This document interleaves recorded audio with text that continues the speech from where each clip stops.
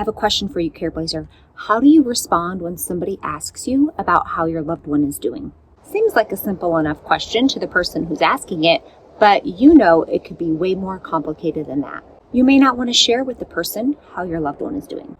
You may be a bit hesitant because based on some experiences with the person who's asking, you're not sure they're even going to believe you when you tell them how your loved one is doing. You may not feel like taking the time or the energy to explain how your loved one's doing because based on your experience, that person's not likely to offer you any help. You might be struggling with how much you can share while still honoring your loved one's dignity and privacy.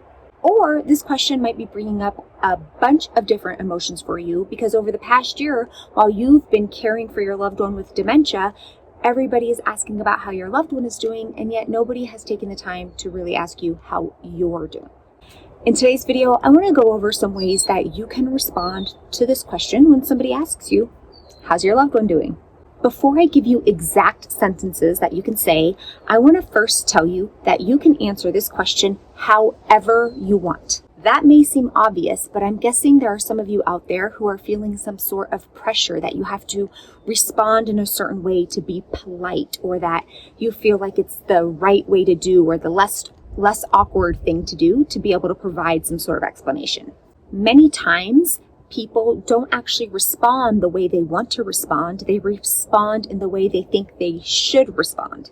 There is no rule book to follow here, Careblazer, so I want you to give yourself permission to give as much information or as little information as you're comfortable with. Now I want to give you some specific ways you can respond to the question.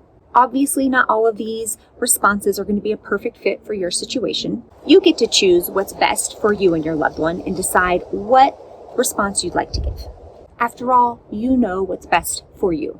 After listening to these specific responses I give, I want you to let me know which response you plan on using or which response you've created after listening to this video and being able to come up with your own specific way. Here are some options. Thanks for caring. This is something I don't feel like talking about right now. I appreciate you asking, but I'd like to focus on other topics today. I don't want to talk about this today. Let's focus on something else. What's new in your life? I need a break from dementia talk. How's life going with you? I don't want to talk about this. Thanks for understanding. Careblazer, I know that these statements might feel a bit uncomfortable or awkward for you, especially if you're not used to setting boundaries and doing what feels best to you. But I'm also guessing sharing information and providing a bunch of answers to questions you don't really want to answer is also an uncomfortable thing.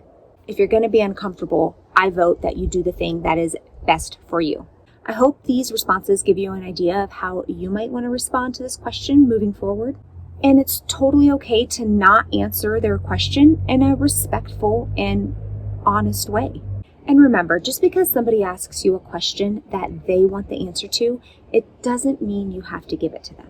It's important that on this caregiving journey, you are able to honor yourself and set some boundaries, even if other people may not understand it.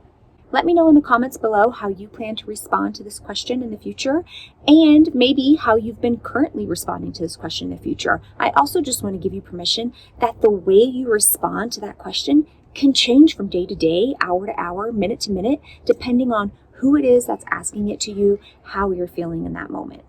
There might be some days you feel like sharing some details, and there might be other days where you don't want to talk about it at all. It's totally okay. That's all I have for you today, Careblazer. I hope you enjoyed the video. Make sure you download your free Careblazer survival guide. If you haven't already, it's linked below in the description. Also, be sure to hit that red subscribe button on the screen so that other dementia caregivers out there in the world can find these videos. Both of those things are completely free for you to do. I'll be back next week with another video. Bye!